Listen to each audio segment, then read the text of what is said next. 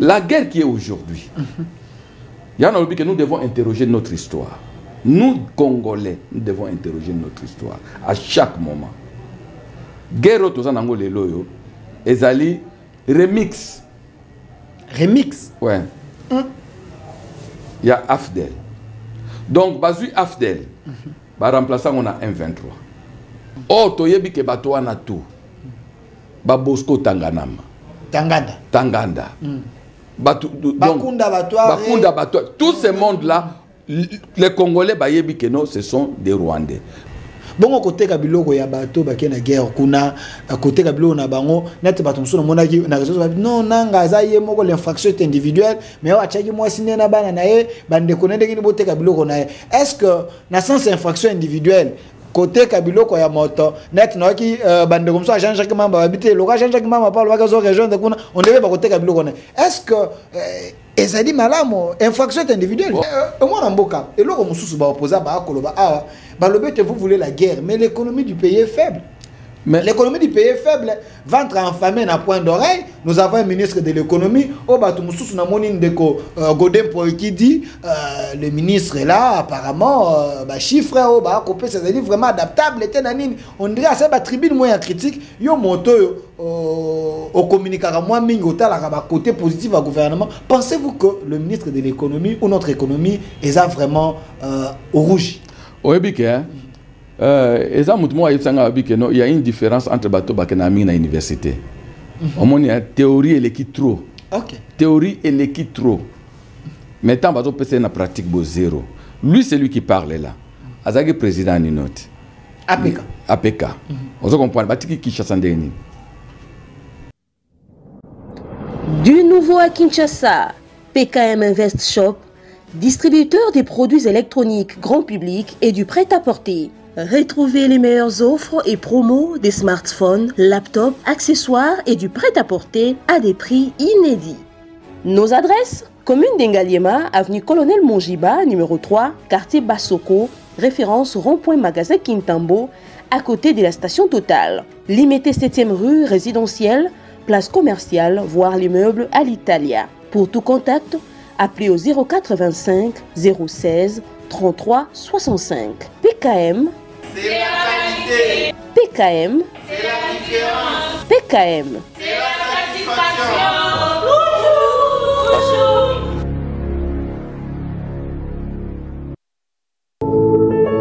Puisque nous sommes tous Congolais, nous n'avons qu'une seule nation, la République démocratique du Congo, notre patrie. Nous avons le devoir de l'aimer et l'obligation de la faire développer à travers notre sens patriotique et nos belles actions. Chers patriotes, il est temps. Rejoignez-nous dans la campagne citoyenne et éducative de sensibilisation sur le changement de mentalité.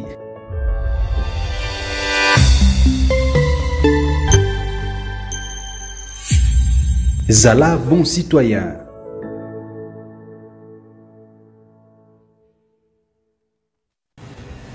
Soyez le bienvenu, fidèles téléspectateurs. Une fois de plus, nous vous disons merci, chers Congolais.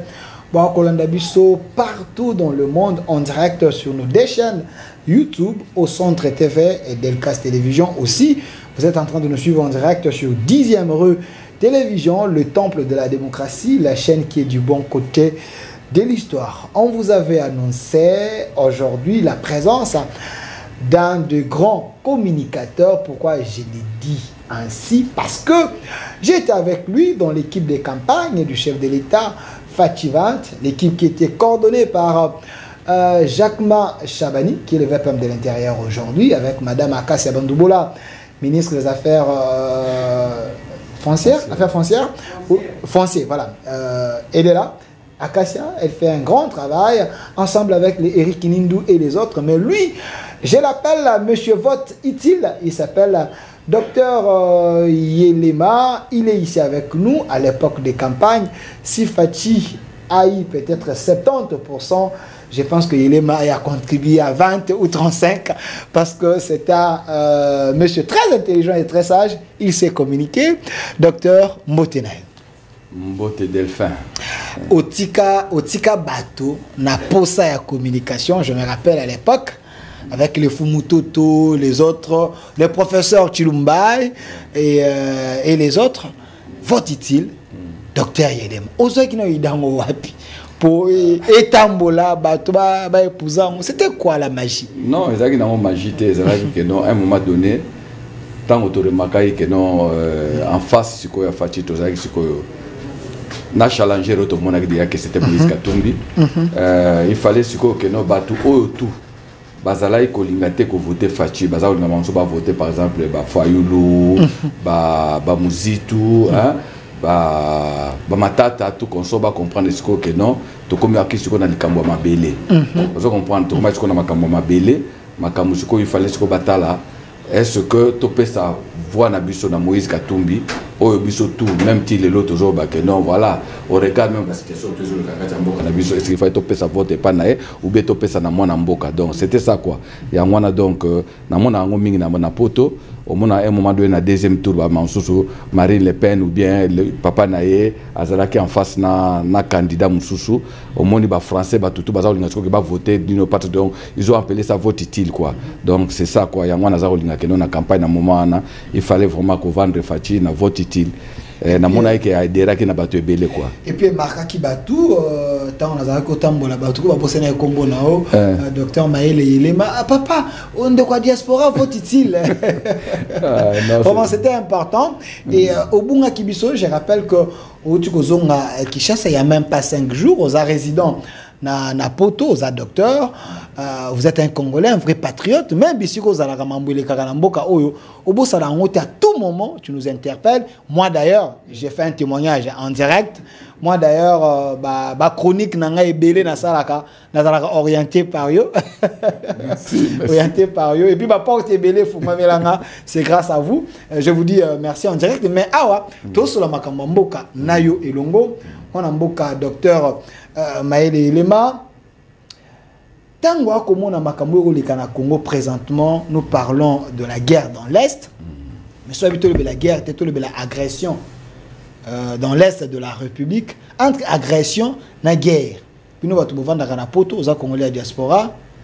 Ni nous approprier na minute. Parce que guerre, il faut les deux chambres se réunir en congrès, chef a déclaré.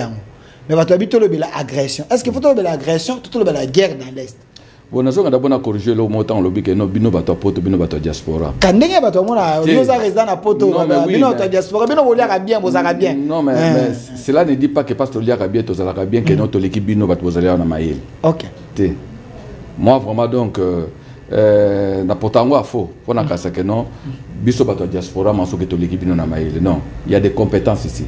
Et ben l'équipe biso pe mususu makasi.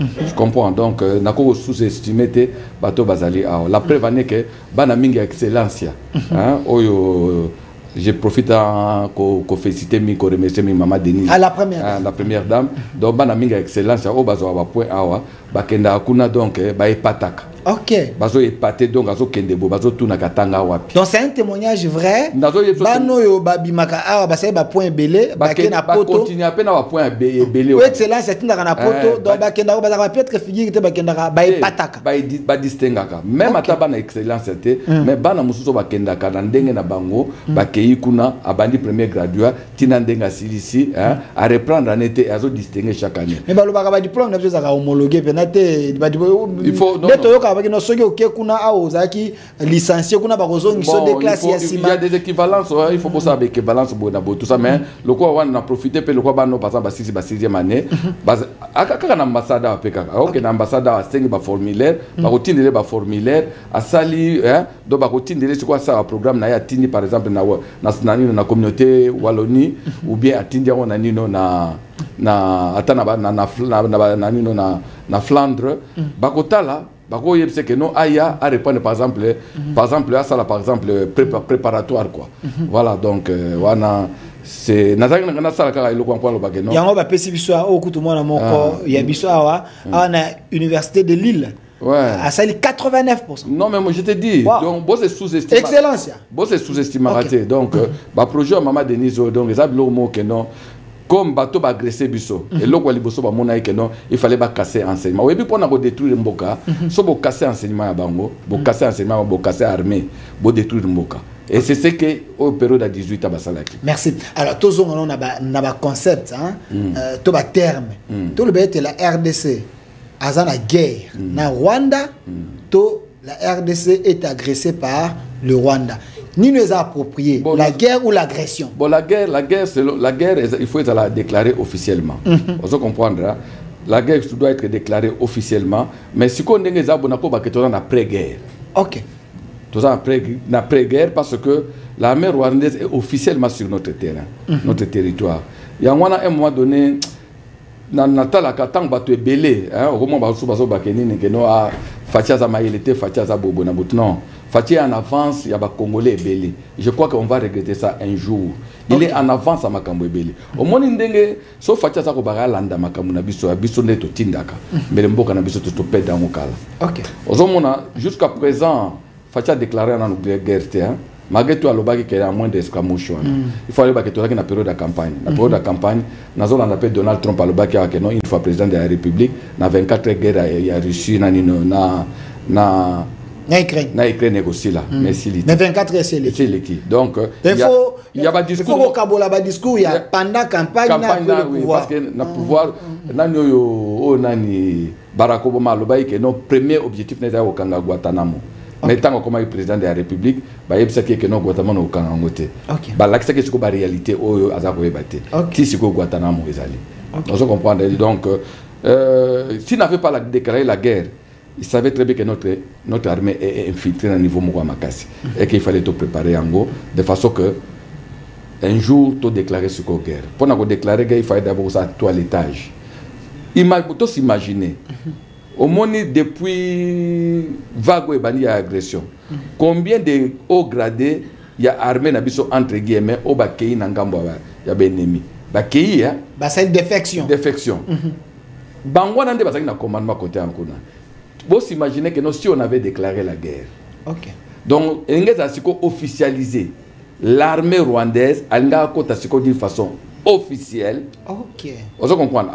Ma belé n'a d'une façon officielle parce que tout ça la guerre, et Israël la sala na Libanais, ma belé n'a pas na Gaza. Vous comprenez? C'est parce qu'il y a la guerre à côté officiellement pour défendre le territoire. Donc, et ça qui danger si le chef a déclaré qu'il a guerre en sachant que commandement n'habite surtout à Bato Est on est entre les mains il y a des généraux basés un peu dans la nationalité douteuse du fait qu'il a déclaré guerre donc tout allait tourner contre nous donc armes n'habite son se tourner contre nous ok et nous permettre Rwanda à côté vraiment très bien à Fanda.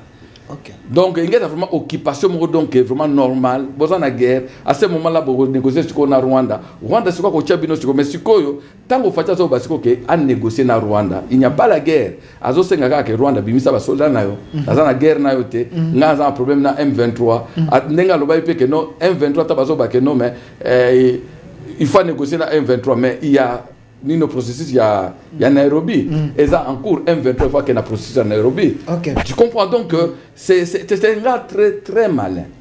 Très malin. Donc ma parole n'est qui remplit la sagesse et puis dans moi malinité mais si que dans l'opinion publique j'ai suivi une vidéo il y a Hitler Rwanda Pietro je suis pas en train de relayer la vidéo na bango to ba propos na bango vraiment on a relayer mais c'est important pour na kaka bandeko ba un peu na carte distraction en disant mais ce type-là, en le suivant, lobby, oh non, à Télémissi Congolais, je pense que c'est ça, Minova, à Télémissi Congolais en train de dire, oh non, président Tshisekedi Aloba qui était dans moins d'escarmouche, à cause de la boîte, l'élo, toujours Minova, moins d'escarmouche en haut, et ça la métier. Parce que pour les Congolais, ils sont faibles d'esprit.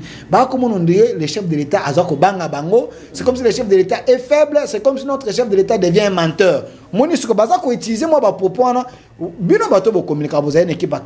Qu'est-ce qu'il faut comprendre? Non, au fait, les gens doivent comprendre une chose, que l'armée Nabiso et le président de l'Oiseau Boya, au Congolais tout, je dis bien, je pèse bien mes mots, Congolais tout, Azala pour ou bien Azala contre le régime Afachi, doit soutenir Ezali Yakuboya Lelo que Congo, l'armée Nabiso tout ça la brassage ou bien mixage. Ok. On se comprendre. Pas une ligne rouge, chef de l'État là-bas. Même à table chef de l'État, donc nous tous, biso tout ba congolais faut te soutenir parce que biso tout ba congolais na ba o baza pour na ba o baza contre Fachi to lo ba butu mo que notre armée est infiltrée être infiltrée aujourd'hui avec ba peine de mort ba tie oyo bato bazo se sentir que baza infiltré bangwala nde bazo kima bango mo les gens doivent savoir ça bazo kima bango parce que non ngai effectivement nazali infiltré côté oyo bon bato les jours ba ko découvrir là ou bien ba ko autant de nga pièce vaut mieux que na mi kimela donc au fait on est en train de faire la sélection naturelle. Ok. Sélection naturelle, donc on a dit si baloi na biso pour pousser na ba infiltrer ba mikimela avant que toi kana ko kanga bango. Donc le lot comment on a tout ça qu'on dit ce n'est pas pour rien, c'est un travail scientifique rempli de sagesse pour ne pas yango na mona que bato tout ça ba défection ba keikula. So botali bien, ce sont des militaires issus na brassage. Bango pe bato za ko kipe pe kaka côté wana kuna. Et puis bo déclarer guerre na roi. Banga bazoka ba minduki na bino tuti. Bazu ba minduki tout. Basali ni babaluki ba côté Rwanda ba kipe parti wana armée rwandaise a commis ce qu'on a première position entre temps biso côté entre ozana faible vous comprendre hein? D'où tout mutu il faut soutenir d'abord et le Kwana mutu attend bazo loba wana en fait Kagame est en train de pousser le président de la République à commettre nako déclencher guerre ezaka ka ndenge moko ndenge bato FCC tango Fachi azoika pouvoir vous comprendre ndenge baza ko pousser Fachi de façon que Fachi asanini a créé confrontation directe na Kabila et comme il ne contrôlait pas encore l'armée il ne contrôlait même pas encore ba service de sécurité tout consort bon mon babiloko ebimaki na ba John Numbia tout consort donc ça allait être pour dire et puis Kabila n'a récupéré pouvoir na Péténios. C'est ainsi que le président Fachi a pris son temps. Vous comprenez, il y a une histoire à Congo, une histoire à monde, un civil qui arrive à déboulonner un militaire qui avait tous les arsenals. Donc c'est la stratégie, c'est l'intelligence politique. Il est en avance. On peut tout dire de lui. Il est en avance. Il y a des Congolais et Bélé. Tout ça, c'est motif. Nous faisons toujours les débats dans le temps présent. Nous analysons rarement le passé et nous ne réfléchissons pas notre futur. Alors, docteur Maël Yelema, tout ça l'église, il faut que tu aies un terrain encore très glissant, mais les lots, si vous remarquez bien, la situation elle est très dangereuse selon les opposants. Je vois les opposants en train de tweeter, en train de dire que le régime de Kinshasa est faible, c'est un régime de promesses.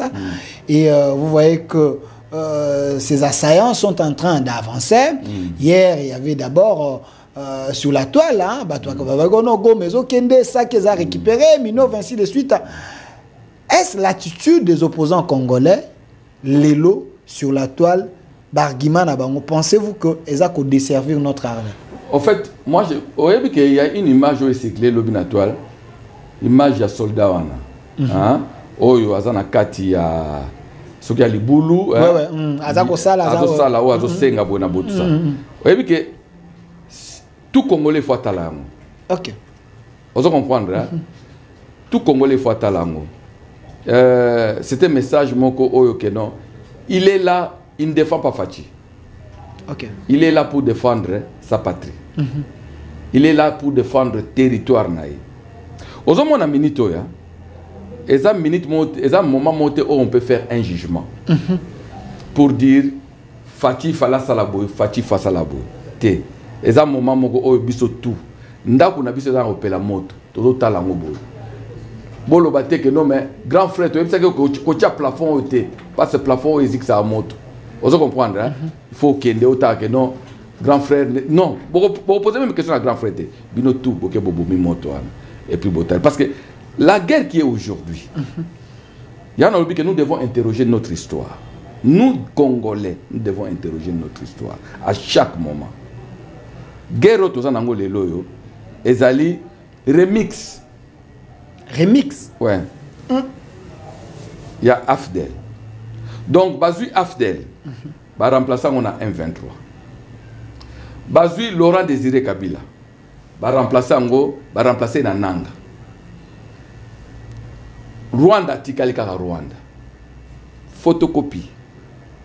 Conséquence nango biso tout ba Congolais to yebi ce qui s'est passé à Walelo soki mboka na biso ezali boye c'est ça nango wana. Qu'est-ce qui a changé? Rien n'a changé. Comment se fait-il qu'aujourd'hui, au monde a un Congolais, a ce pela que non dégané que au bas au sac et couille. Comment se fait-il qu'au monde a un Congolais, a ça la partage? Il y a des informations oyo, bas soldats na biso bazana front. Parce qu'à travers vidéo et militaire, on a compris que nos soldats na front bazolanda pe TikTok, bazolanda pe Makambo ezolanda. Donc atala azo ebate position batu musukuna mais atala bazo mona que non, bazo l'accès que non, ba militaire rwandais bona bazo progresser, biso totali bobo na boto. Et ça encore ko décourager bango. Mais na minute oyo, soki batali amoni que non tout congolais, eza ba opposant, eza bato bazana pouvoir, que bango tout bazaka rasima na bango atala bona ba profil na biso tout na Facebook na YouTube atala kedo marche ezali siko partout que congolais tout a mobilisation toutes les énergies sont focalisées vers eux. Ils seront motivés bakota babi que non tozo bunda vraiment pour na école. Aujourd'hui nous sommes en face d'une guerre yanini ya conquête. OK. Rwanda nous mène guerre moko ya conquête ya territoire. Toza na guerre ya prise de pouvoir te. Vous comprenez? Toza na kati ya guerre ya prise de pouvoir te. Toza na guerre ya conquête. Bananga wana tout ça, ba yebi très bien que non, ce sont des marionnettes. Donc leur guerre attendez ni négociation à prise de pouvoir te. Parce que ata soki miracle ça que ba komi na kini. Et vous avez pris à pouvoir parce que l'objectif principal est la conquête Yamabélé à Congo. Vous comprenez? Donc les gens d'abord doivent savoir. Au moins, ils ne mais c'est pas tous à la Sengo. Tant que vous soignez malade, il faut d'abord, quand tu poses les diagnostics, au poser le diagnostic, vous avez que malade est tel, vous avez une solution à qui se repère. Tu comprends? Aujourd'hui, tout Congolais doit se poser la question. Quel est l'objectif de la présence de Rwanda dans le Congo?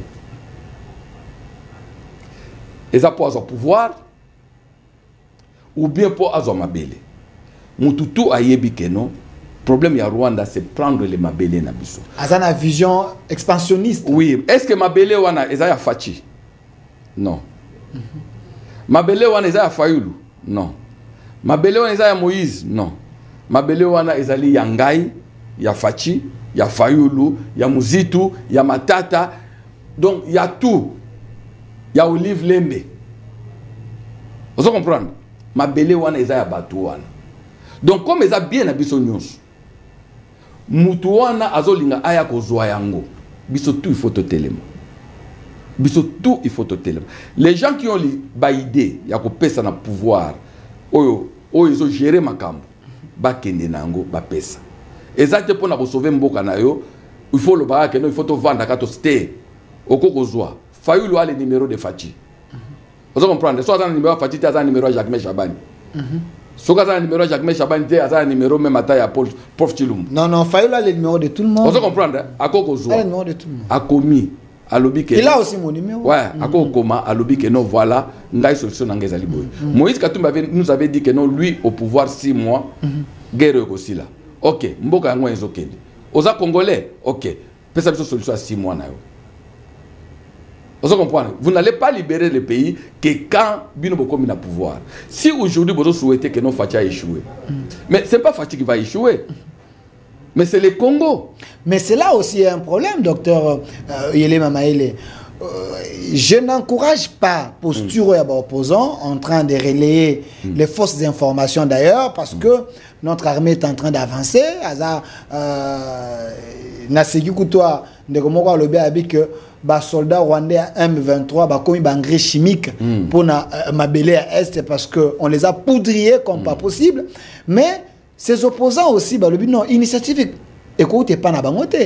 Il faut écouter pas c'est lui qui a battu un commandement. C'est le chef de l'État qui doit carrément lancer l'idée et demander à ces gens-là baya verrier de façon que tout na kovanda. Et le régime baza ba orgueilleux, baza ba autant et bazon di ma ba proposition ba vous pensez que boye bignon comment vous voulez que ces gens baya? En fait, aujourd'hui, moi je crois que non, ils ont occasion que non bako vanda pe bangoto. Tu comprends? Bako vanda pe bango tout parce que tout ça tu vois likambo mabele. Ozo comprendre, tout ça likambo mabele. Mais et ça a été que ba vanda pour pas partager la poste. OK. Ozo comprendre, le président peut les consulter hein. Le président dengue zawana akoko loba lelo par exemple après azan réunion nino ya ya conseil de sécurité hein. Lelo après conseil de sécurité azan réunion nino ya conseil des ministres. Akoko benga pe après conseil des ministres, on a ayetu par exemple que non, je vais recevoir Fayulu, je vais recevoir Moïse Katumbi, je vais recevoir moi conseil je lui dis recevoir bango tout chaque moto na recette nae. Mizana ba kombo musuzu tanga ezo silikisa bandeko ba. Mais non. Bandeko musuzu ba côté il y a des noms sensibles. Moi je me mets à la place à opinion. Il y a des noms sensibles. Quand vous citez kombo ya Moïse Katumbi, vous citez ba kombo ba Kabila wana, ce sont des gens s'il vous plaît, ce sont des gens oh ba musuzu ba komona ba on ba déclaration na ba ils ne sont pas avec nous. Bazana ba un peu na ba acquaintance moko boy. Ces gens là même si vous les consultez ba ko pesa bino maele a bien te pour libérer mboka. Citez d'autres personnes mais il y a des noms qu'il ne faut pas associés parce qu'ils sont des parrains et des vrais responsables de la guerre selon les gens. Mais tu sais, en malin demi. Nga force nanga na baka dès que je connais mon adversaire esa force nanga. Okay. C'est ce que Fati politique n'est angwana. À ça la politique moi le roi que ba moni le roi zoba. Mais il sait ce qu'il fait. Ako kuta muta pe so conseil ezali ozui hein. Na pe so conseil ti après ce que s'il donc ça toi de apprendre ou à laisser quoi. Mais le problème qui est là, on ne peut pas dire que non. S'ils ont des solutions, s'ils ont des idées, ils peuvent aussi les mettre aussi par écrit. Ils peuvent faire aussi des vidéos comme Bakosala. Parce que les Ouazalendo ne sont pas des militants de l'IDPS. Les Ouazalendo ne sont pas les militants de l'Union Sacrée. Les Ouazalendo ne sont pas des forces du progrès. Les Ouazalendo ne sont pas les militaires. Il y a Vital Kamerhe, il y a INC, ou bien MR. Il y a Jean-Pierre Mbemba. Les Ouazalendo sont des patriotes, sont des Congolais. Oyo ba décider balobi que non na liro ndenge tozo mona ba infiltrer batalitro na armée bonabo. Nous on prend les armes pour défendre notre pays. On se comprendre. Et aujourd'hui, président peut amener que non voilà à soutenir Bango que ba kene ensemble. Donc sur ce point là, tu comprends que non pour défendre les pays na yo, je n'ai pas besoin de mot d'ordre. Je n'ai pas besoin de mot d'ordre aujourd'hui pour na senga ndenge na vadibo occasion au pesinga bokeno na senga ba congolais tout que ndenge zalibo to eba ke toza na mboka moko. La patrie est avant les partis politiques. La patrie est au-dessus de nos leaders politiques. On se comprendre. Et ça le président Félix, et ça la batona tout wana bako président Mobutu Aleka. Congo et Tikalika Congo ndenge zabo. On se comprendre. Nous sommes liés. Na mabele na biso Congo. C'est que le Rwanda veut nous prendre et ça mabele na biso tous liés na yango. Rwanda zo lingate donc Rwanda ce n'est pas que Fati que non Fati lelo que non akende. Mais la guerre commence depuis quand? Mais docteur Maël Elema, quels sont ces accords Oyo et Antetaka Rwanda à la vision expansionniste? Nini Oyo et rassuré les accords et banda Mobutu et banda Mouzé Laurent Désiré le père et banda Kabila, toi avec Tshisekedi, parce qu'il y a cette histoire des accords et ça est-ce que ces accords et ça na la constitution na biso parce que ni ne sont pas savango makasi ba ko réclamer ma belé bo rassurer ka bango nini tozo ya Rwanda to futate bo signa na mukanda nini bino bato maele bo sunga ba. Non mais ozo comprendre que nga accord nga na yokaka na tanga ngona nte accord so ke mera na tanga ngote donc je peux pas mettre à vie na ngakuna mais accord o biso to yebi ba congolais hein et ça accord oyo Kabila a signé na M23 accord ya 23 mars. Oui, oyo biso to mona parce que na Congo wa batanga ba corps rebelle facha signé ba corps na Kabila accord ya boye ya accord boye na bato ata ba komi benemi ba corps ngo to tika mona ngoti na accord za officiel za M23 oto yebi oyo biso to yebi. Et na kacha ba corps wana on nous a piégé na ko sala brassage. OK. Vous comprenez? Na ko sala brassage et puis ba militaire wana tout ya brassage. Avec condition que batika la côté wana kuna ba gouverner côté wana kuna côté est to yebi ke bato wana tout ba Bosco Tanganda Bakunda tout ce monde là les Congolais ba yebi que non ce sont des Rwandais mais vous êtes arrivés à les nommer comme des généraux na armée na biso. Okay. Tu comprends? Est-ce que même temps va nommer bango les gens se posaient des questions que non mutu oyo Vous comprenez, hein? Est-ce que Moutou Aza ya biso? Donc, sachant très bien que Kabila Yemoko, il était Moutou armée rwandaise. Hein? Oui. Oui. Kabila travaille, Kabila a formation à Libosoto. Il est une armée à Rwanda. Joseph Kabila. Mais oui. Kabila a une passion à Congo. Mais non. Nakacha armée à Rwanda. Wana Moutou Nso Yebi. Donc, Aden Naïs est armée rwandaise. Dans l'armée rwandaise. Donc, il était mieux placé. Mieux placé. Même temps, bateau ça la brassage Joana. Ayeba que Moutoutel n'est pas congolais. Que Moutoutel n'est pas congolais. Mais John Numbi a rwandais. Sur hôtel John Numbi au Zomo on dit ça pena. Ana makila ba congolais. Il y a côté à Lumbi il y a grand Katanga. Mais ah on va y na ba rwandais bazaro c'est ba congolais. Parce que lui aussi a assisté na ba brassage parce que bon là tu as Kabila pam. Mais il semble qu'il y avait vraiment des gens qui d'accord parce que c'était le seul prix à payer. Mais oui, mais Kimia Moko éphémère, Kimia Moko oyo bo hypothéquer terrain, bo hypothéquer Mabele Nabiso.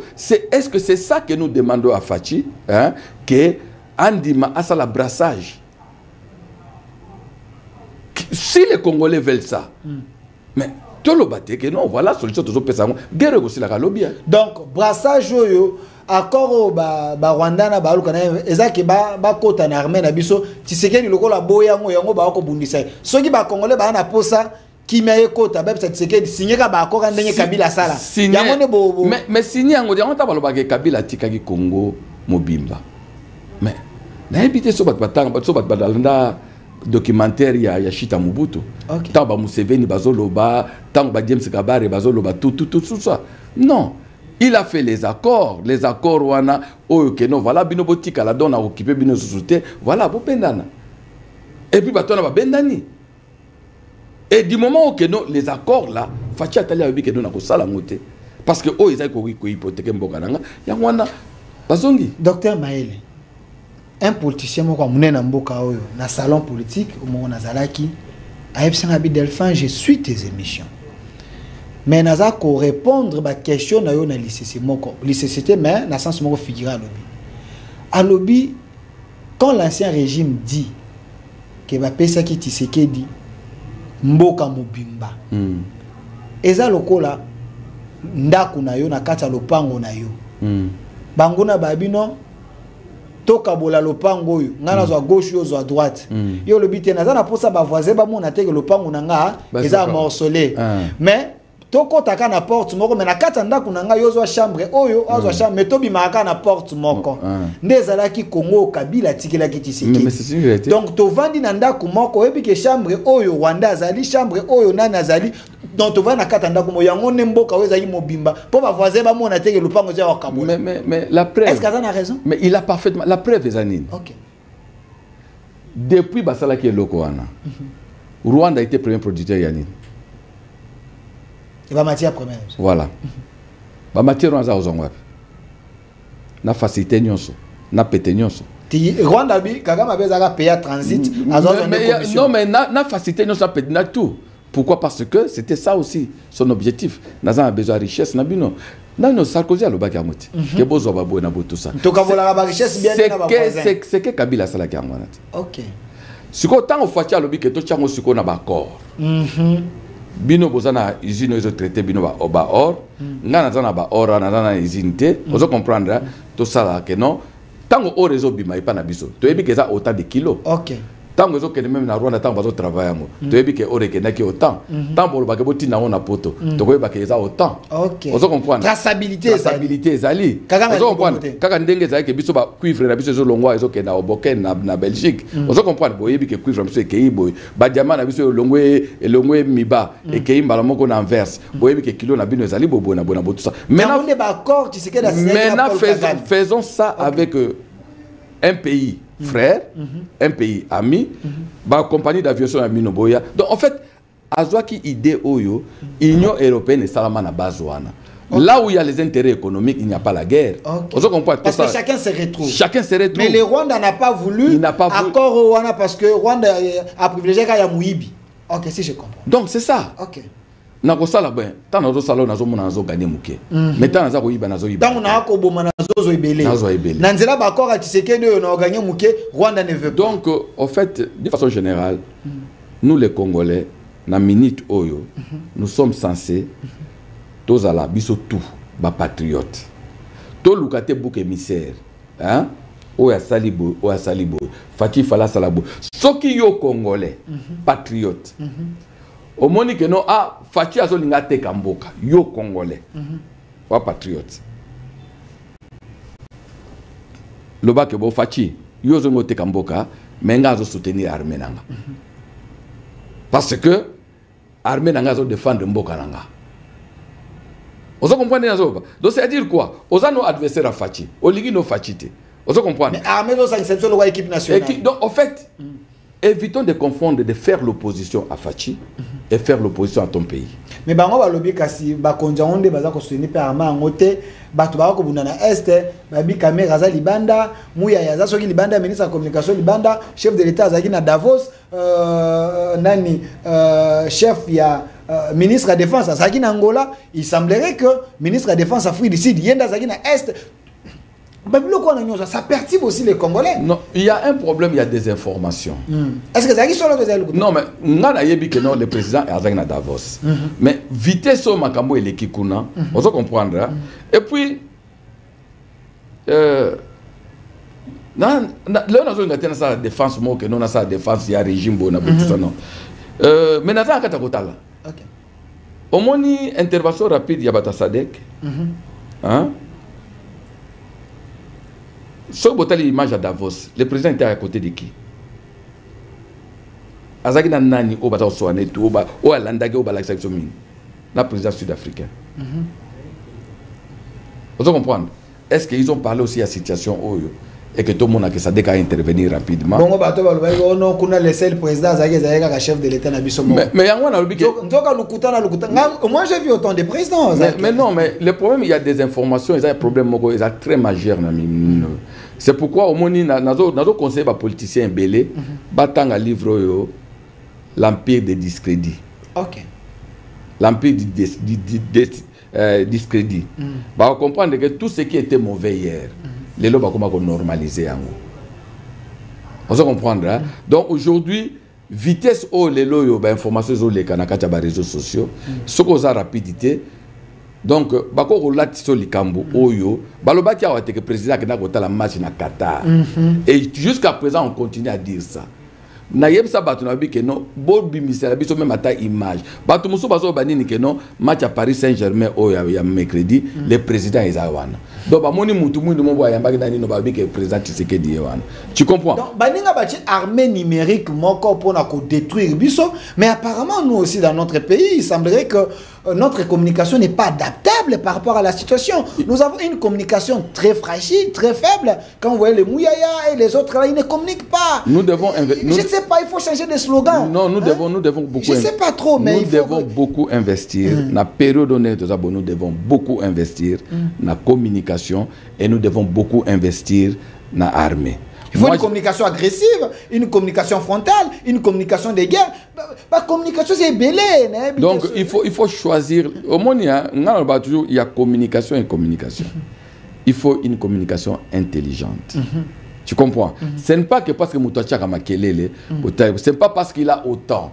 Il y a des communications de baise. Oui, oui. Pas comme la forme est belée. Vous comprenez? Mais aujourd'hui, nous devons avoir des communications réfléchies. Que Moutouta, on est quand même dans le plateau, tant on loba, vous sentez que non, mais Moutou, les arguments qu'il donne, ils ont à convaincre. Vous comprenez? Mettre les moyens. Mettre les moyens. Ce n'est pas que non, bende les kouyate. Vous comprenez? Aujourd'hui, nous sommes dans une situation après-guerre. Donc, moi, je crois que non, même à ta présence, c'est ça. Nous devons mobiliser même la presse Nabiso. Il y a parfois. Il faut parfois qu'on s'impose. Et la chaîne privée. La chaîne privée, en tout cas, la chaîne obligatoirement. De telle heure à telle heure, ou bien vous devez ba émission mo ya éveil patriotique. Ouais. Ça doit être comme obligatoire. Ezali contribution à la chaîne. Na effort, on a qualifié le effort de guerre. Parce que moi, je suis en train de plaider sur l'effort de guerre. Okay. Je me dis, notre armée est à front. Aujourd'hui, priorité pour les Congolais à 100%. C'est l'intégrité de notre territoire. Alors, dans le cadre de la priorité, nous devons donner beaucoup de moyens armés. Il y a loi de programmation. Nous devons aller au-delà. Nous devons soutenir parce que ça demande beaucoup d'argent. D'où l'effort de guerre. L'effort de guerre, bago passe dans zo foot dans zo zonga awa. Dans zo mona siko importance nango bati nango siko na guerre. Tout Congolais qui travaille, je dis bien tout Congolais qui travaille. Les amis mouto pousse tout. Notre patrie est en danger, doit contribuer. Dans tous les pays du monde, ça se fait. Le roi Toko dans la phase de guerre, au lieu de faire un effort de guerre, Toko peut savoir soutien à nos militaires. Vous comprenez? Ils ont des députés, ils ont des ministres, ils ont tout ça, pour diviser même salaire en deux. Parce que ce qui nous met en commun, les pays Nabiso, qui est en danger. Merci docteur Yelema. Moi je pense même slogan et c'est ça l'époque moi je propose, on peut dire Congolais Bundisa Munguna pour combattre la école. Vous sentez que quand Bundisa Munguna, il y a un peu moins d'agressivité dans la carte. Quelqu'un déjà se prépare en disant partout je vais voir l'ennemi, il faut Bundisa. Comme Bundisa de la manière ébellée, des informations tant que vous avez des informations malades, vous avez communiqué, vous avez Bundisa Munguna. Bundisa Munguna pour combattre la école. Déjà vous sentez que ceux qui vous nango, ça motive même les gens. Mais moi dans Boka, et là comme sous opposé vous voulez la guerre, mais l'économie du pays est faible. L'économie du pays est faible. Ventre enfamé à point d'oreille. Nous avons un ministre de l'économie. Qui dit le ministre est là, apparemment, chiffre, c'est vraiment adaptable. On dirait à cette tribune moins critique. Yo moto au communiquera moins côté positif au gouvernement. Pensez-vous que le ministre de l'économie ou notre économie est vraiment au rouge? Oui, bien. Il y a une différence entre bateau et l'université. Il y a théorie et l'équipe trop. Théorie et l'équipe trop. Maintenant, bateau peut être pratique zéro. Lui, c'est lui qui parle là. Azagi président d'une note. APK. On comprend. C'est lui qui devait contrôler. C'est lui qui devait faire tout ça. Je ne vais pas que ça jugement, mais ce sont des faits sur le terrain. Vous comprenez? Le quoi professeur le ministre de l'économie, professeur Mukoko Sam. Ngana landi, na poto. Nasina mona depuis Covid. Depuis Covid, en dehors il y a solde, il y a produit.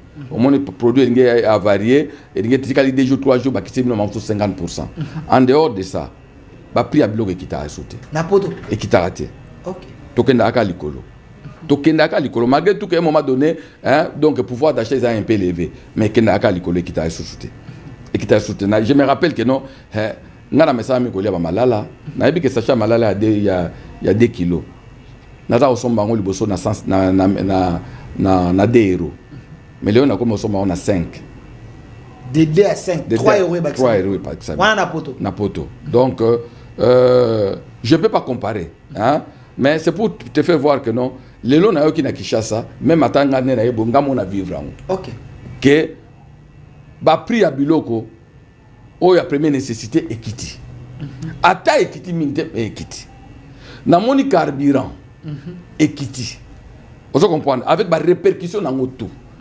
Na moto o azaki par jour à par exemple 100 litres ba quand même miner ça sont autant biloko équité.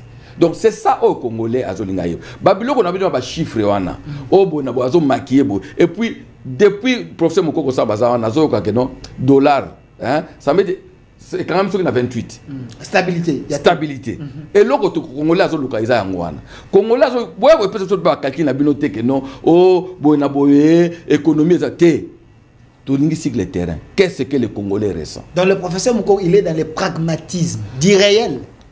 Oui, mais que. OK. Na travail ma chance c'est que na travail dans la campagne. OK. Parce que à cerveau moteur, il y a makambo belé tout le monde. Professeur Mukoko. Ouais, à cerveau il y a makambo belé. Il y a makambo belé o bozo mona o tout. C'est un gars ngata on a landa discours nae. attends habité oh bon na ndimanga ba économiste et biso ba professeur biso te mais tant wazo loba boina bo tout ça je mona kota pe na page Facebook na landi intervention moi ça qui na nino na matadi ta wow il mérite. Vous comprenez les gens et ça le quoi appelle que OK par exemple na makamo par exemple besoin le ministère intérieur. Qu'est-ce que les Congolais veulent? Balobi kuna Jacques Mesha ba ni soki kaka mandat tseke de Siliawa yé pas na mandat international kuna ndenge ba na Sira Kabila sala ki po yé une opération dobo ba ko ba Congolais peine de mort c'est lui qui est derrière ça IDPS ko simba makila tendenge Jacques Mesha akomi ko simba so makila bokomi ko boma ba Congolais na bino moko bino bosaka na poto peine de mort ezala kuna papa biso awa peine de mort elongwate na loi na biso na nga juriste c'était na bi ke basala moratoire mais peine de mort ezali vous comprendre na Chine bato bazoloba bakende kutuna ba chinois mutu ayibika soki $1000 ba baré attends na Qatar vous comprendre peine de mort au monde ba pays na biso nous devons pas copier nga eloko na regeta mingi na mona même ata ba discours aux mona nous prenons à témoin la communauté internationale, mais finalement, nous sommes... Est-ce que Bango va se à témoin? Nous sommes où là? On doit cesser avec le discours, nous prenons à témoin la communauté internationale. La communauté internationale prend à témoin dengue bazo bomabiso. Bakulu na wana. Papa. Ba dégâts au bazo créé na ba famille abato. Et nous même les Congolais. Bat Congolais au bazalia na tala ba procès wana tango ba sepelaka souci na bango ezali tango bazo énoncer nino jugement ozo mona ndenge ba Congolais bazo sepela donc bazo se reconnaître na ba décision wana ozo comprendre on a fait beaucoup de bruit ici que non kuluna mais Jacques Mesha doit être quelqu'un il faut pas applaudir dans ndenge moko donc bataba bi que non. Il a pris le temps de bien étudier la situation et de poser. Il n'a pas pris une décision à la hâte. À la va-vite. Non. À sali diagnostic. À sali diagnostic, non, il faut n'a à mémi remède. À mémi remède. Médicaments, c'est que bon, à bengi, ba chef, ya Korwan, tout ça, à Tuni Bango. Ils ont fait des études. Ok, il faut. Les jours où on a évité ce qui la loi de programmation à police, ce qui va passer bango dia bango na bango, parce qu'on a un peu la musique. Na yoki apparemment que ça une initiative naé, n'engé ba militaire basé la loi de programmation, la police pas na loi de programmation. Mais oui, donc il faut sous Jacques Mesha. Mais au moins le problème qui se pose le problème qui se pose dans Mboka na biso, ezana ba ministère mususu oyo au regard la situation de tous en boy.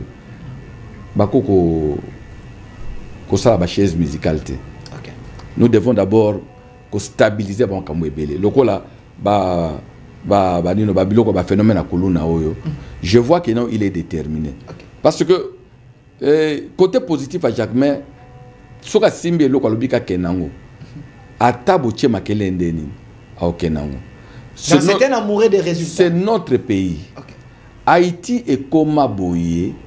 Au moins le problème qui est là, les gens ne suivent pas les informations.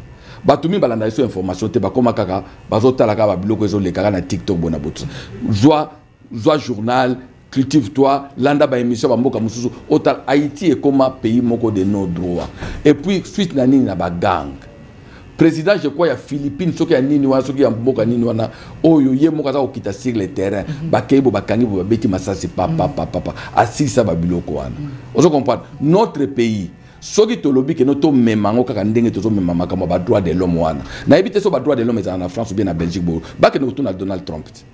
OK. On comprendre ba ke noto na Donald Trump. Aux États-Unis il semble que peine de mort est la casse. Mais égalité. Et même en Libye, il y a aussi certains pays en Afrique. Mais écoute, mais pourquoi il y a RDC comme une chanson de la communauté internationale? Au fait, la RDC, les gens doivent savoir une chose. La RDC, les gens veulent que notre pays est à la faible. Et faiblesse parce qu'on va cause un pays na biso et ça n'a pas domaine belé. On vous rend, on vous crée on vous crée une constitution qui vous rend faible. On divise votre territoire dans 26 provinces qui vous rend faible. OK. Donc la décentralisation c'était une mauvaise décision pour Mais écoute, on dit la décentralisation. Mais à quoi servaient les territoires?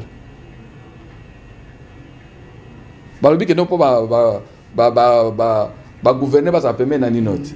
Il y a peuple na permet na ba réalité parce que ezaki minene ba za comment na ba côté mususu. Gouverneur na biso à Kinshasa. Daniel Bumba. Ata ba o bazaki liboso. Hein? Ba kenati na kota Minkao. Est-ce que va bien? Voilà. Donc pourquoi qu'on morceler ba territoire et pour créer sans le savoir. Oui, la conséquence à morcellement du territoire des années. On a créé maintenant, on va séparer le territoire mabé, va créer ce qu'on a guerre entre les tribus. Ok. J'ai vu Jacques Mec aussi. Jacques Mec a Kenai côté de la Chopa. C'est qu'il était parti faire les années. Et ça va guerre wana. Ce qu'on imagine toi Babiloko ya Mobondo. Ce sont des histoires là. Et bon, ce qu'on divise à travers les pays. Donc on nous a fragilisé la base. Ok. Donc la guerre ethnique. Mais oui. La guerre à Mabélé. C'est parce que Bokaboli, voilà. Vous créez des tensions de manière planifiée. Planifiée. Ok. Oyebi Mundela sala projet na à 30 ans, 50 ans. Facteur nous sommes à quoi ça veut dire que oh bah tiens la biso na mboka na biso. Au moins toi ce qu'on a guerre, toi ce que au deuxième année à deuxième mandat président, on vous parle pas des élections. Vous comprendre, hein? Mais tant que comme Sikoyo, to comme ce qu'on a 2027, bah comme qu'on parlait bino d'élection, bah ici nous que nous baza prépo ba soutenir l'élection na bino, bo ça malgré tout guerre les na est, ba soutenir. Mais na situation oh, est-ce que boyo qui ta communauté internationale bah ici nous que non, tous allez prépo te soutenir bino pour mettre fin la guerre. Bon, il y a plus de communiqués. Tout le monde a États-Unis a communiqué en faveur. Non. On a dénoncé le Rwanda. Est-ce que les moyens? Il faut se contacter quand on a communiqué. Non. Les moyens, ça qu'on a dit. Non. En fait, je vous dis, dans l'élection, ils sont prêts pour battre les moyens. Pour organiser l'élection. Sachant très bien que l'élection, ils ont créé la frustration. Vous comprendre, hein? Chaque année, on va créer la frustration. La frustration à la longue, et qu'on crée ce que vous se balkaniser très bien. Okay. Donc, pour les élections, même après 10e processus, et qu'on mène bien la balkanisation si on ne fait pas attention. Donc, pour eux, les élections les arrangent, mais les soutiens, le développement, Ukraine en 2024, il fallait passer à l'élection. Botika ko yoka ba sali élection. Botika ko kabati ba yesi que non, OK, bossa na élection. Mais pourquoi nous on nous pousse toujours pour faire des élections? C'est pour bien nous diviser. Donc si je dois revenir na guerre parce que même dans territoire mususu. Donc Makamakuluna, Jacques May avec ministre de la justice ba sala buluna ba. On doit comprendre, lui coordonne Makamutu ya sécurité bobo, c'est lui qui mène des réunions bonabo tout ça, ba juge ba juger, s'il faut qu'on ait peine de mort. Nous ne devons pas dépendre notre sécurité, notre bien-être n'a pas caprice anini, n'a pas caprice il y a communauté internationale. Nous sommes indépendants, nous devons nous assumer. Quand on accepte de diriger le pays, d'être par exemple au sommet, on doit se dire que non, c'est la vie ou la mort. Alors, docteur Yelema Mayele, Zaka Kombonayo, mais bande comme Soussou, balobité, Constant Moutamba, ba décision à Yenango, ça va décision moi bien té, surtout net saisi à Yabiloko, ya Corneille Nanga. Il y a bateau nyonso bake na armée bake ko boma biloko na bango awe faut ko botola yango ko teka yango pe ko zombongo ko tinda kuna po ete basoda bakoka na ko bunda bien pe ko pesa ba victime ya guerre. Est-ce pensez-vous que ceux qui toquent na elawana ça va décourager même les politiciens ba mesana ya kokende de l'autre côté après bazongi na après est-ce que une bonne idée to ezali ma papa ba kutu ba onkutu ba lobi ko tinenge za wana ngapo na bato en tout il faut ba bonga ba olobi bato na tout mutoto azo trahir mboka nayo s'il faut que bombe va bomber c'est droit de l'homme on a chef de l'état liboso ambassadeur droit de l'homme laisse tomber ces histoires là au moni Congo na biso na ochama ina munogote on va pas gérer ce pays avec baganino bagande vélo. OK non faut moi dictature moto ebi fimbo moto ebi ko Mzee Kabila accueilli akufi to tie na rang ya ba héros hein mais to longolité ba biloko atikala iko sala ya film. OK. Ils ont ça pour te bien. Voilà. On doit comprendre. Nous devons y arriver. Tu comprends? Opération Dobo, on a beaucoup à 100%. Ils doivent aller jusqu'à la fin. Il faut qu'on anéantisse le groupe, on a tout. Il faut qu'on se décourage. Il faut qu'il y ait même dans la province, partout. Vous comprenez? Il faut qu'on crée un quartier, un jeune quartier, un informateur. Il faut mettre les moyens de communication et d'information de façon que nous allons alerter. Et là, c'est salami boye, basadia na information tout ça. Babiloko que va condamner Mutamba non, on en a marre, on a trop souffert. Biso to vanda kuna na poto ha. Vous comprenez? Bakulu na pe apoto bazali, bango kutu ba blagate, bango kutu zaka masasi papa ba betio. OK. Bongo côté kabiloko ya bato ba na guerre kuna côté kabiloko na bango net bato msuno monaki na réseau non nanga za ye moko l'infraction est individuelle mais wa chaki moi siné na bana na ye bande konende kini bote kabiloko na ye. Est-ce que na sens infraction individuelle côté kabiloko ya moto net na ki bande comme ça Jean-Jacques Mamba habiter le Jean-Jacques Mamba parle ba zo région de kuna on devait ba côté kabiloko na. Est-ce que et ça dit malamo infraction individuelle. Oh papa, en tout cas je suis mal placé pour avoir sa réponse ici quand on a parce qu'ils ont maîtrisé peut-être banino tout ça mais moi je me dis toute personne qui a trahi le quoi n'est pas soda non la patrie ou la mort bango vit na bango ezali soit patrie soit liwa. Alors vous avez accepté aujourd'hui au moins sur rébellion ezali rébellion mon quoi typiquement ba congolais. Hein? Bon voilà, tout ça. Mais là nous sommes devant des nations que nous sommes dans la guerre moko, il y a occupation. Tu comprends? Guerre moko, il y a conquête. Les Rwandais avaient conquérir les territoires. Tu comprends? Et que biso suko tozali na mabele. Et le gozo biso tout ensemble, ils allaient mabele. Vous comprenez? La patrie ou la mort, la patrie est supérieure dans la partie politique. La patrie est supérieure dans la dirigeant na biso. La patrie est supérieure en tout. Donc on ne peut pas trahir. Mouto toi trahir patrie, peine à peine des morts.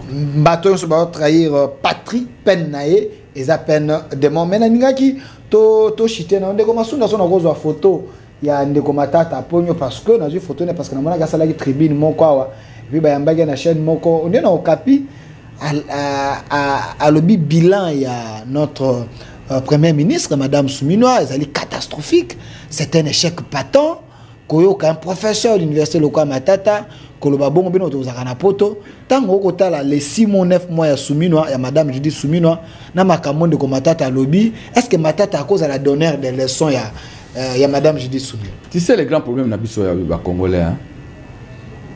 Do bato torturer biso. Do ba ko ba donner des leçons. Bato basani? Bato ba torturer yo lobby a commis donner des leçons. Net Matata torturer ba congolais? Mais qu'est-ce que Matata a laissé au Congolais? Palpable. Banzela. Papa, il y a une chose. Hein? Au moins, il y a un secteur où ceux qui moutou à travailler qui bien continuité, ma capture n'est pas bien. Au moins, il y a des critiques à Bumba. Mais Bumba vient d'hériter mes gestions à Kimbuta, mes gestions à Yangobila, mais Babosani Ngobila. Babosani Kimbuta kwa lelo bayambiye Ngobila ye lelo bayambiye Kabila lelo pe aye bayambiye Lobi pe Matata ayambiye. Au fait nous-mêmes les Congolais toujours paient sa prime. Il y a des détournements et pas il y a des gestionnaires na biso. Parce que lelo temps bo beteli Matata maboko. Vous comprenez aye pe bo PCP tribune à Salip tribune. Lobi boko zape mutu mususu aye Aleki, vous mettez maboko. Au lieu que vous sanctionnez bango, vous sanctionnez bangote. C'est ça le grand problème. Donc Matata n'a pas de leçons à vous passer. Donc ils ont donc ils ne peuvent même pas. Si on a des leçons à passer, qu'est-ce que Soumino a fait? Au Goïb ça va na moi quelques lignes. Soumino, ce qui n'a vu Soumino, Nathalie. Pour le billet ils allaient négatif, largement négatif. Mais si Nathalie Soumino, Nathalie par exemple, Bakuluna. Vous comprenez? Kuluna Oyo.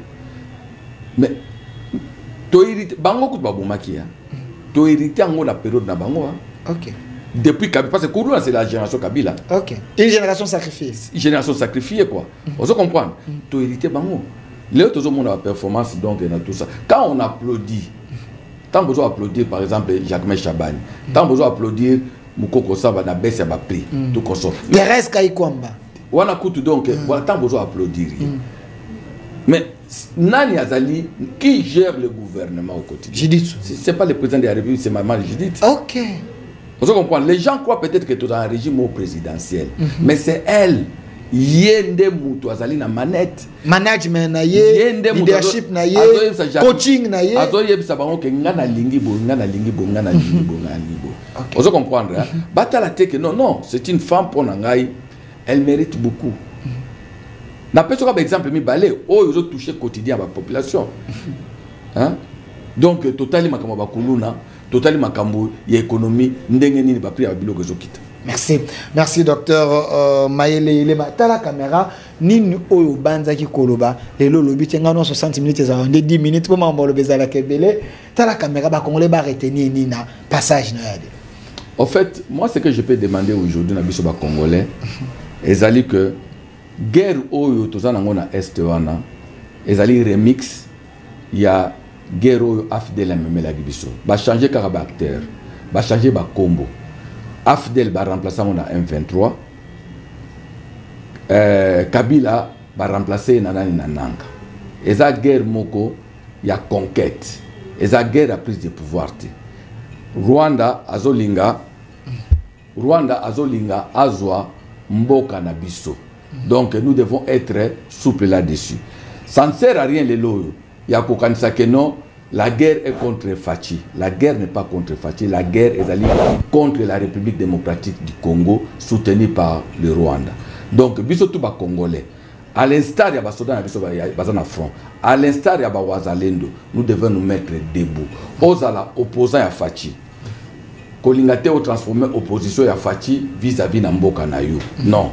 Donc nous sommes dans un moment où tout il faut te soutenir. Parce que dans la biso tout nous devons être des Wazalendo. Biso tout nous devons faire l'effort. Là où nous sommes de loin, je demande basala. Soit ba limiter ba effort de guerre de façon que biso tout nous tout travailler pour contribuer à la guerre. Parce que aujourd'hui la priorité est la sécurité en Mboka na biso. Priorité est la armée na biso. Priorité est la intégrité à territoire na biso.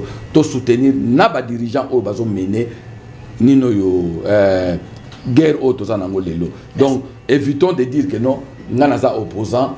Aujourd'hui, c'est le Congo qui est en danger. Biso tout au téléma, biso tout na ba profil na biso tout na ba page Facebook na biso tout to tia ba photo même ata ba soda oyo bazana front. Merci docteur Mayele Yelema, l'un des communicateurs ya Fativante lors ya campagne, l'homme oyo Abimsaki initiative, puis slogan, il y a vote utile. Tshisekedi a été réélu. Merci à vous.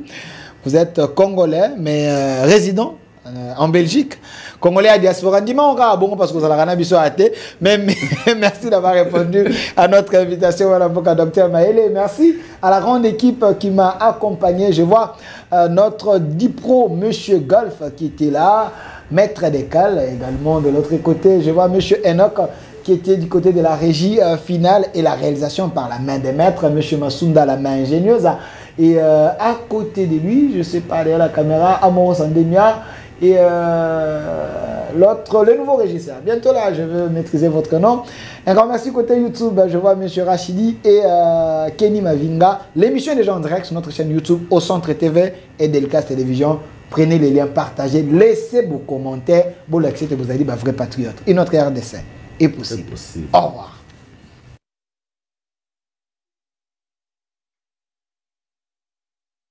Du Congo, notre patrie. Nous avons le devoir de l'aimer et l'obligation de la faire développer à travers notre sens patriotique et nos belles actions. Chers patriotes, il est temps. Rejoignez-nous dans la campagne citoyenne et éducative de sensibilisation sur le changement de mentalité.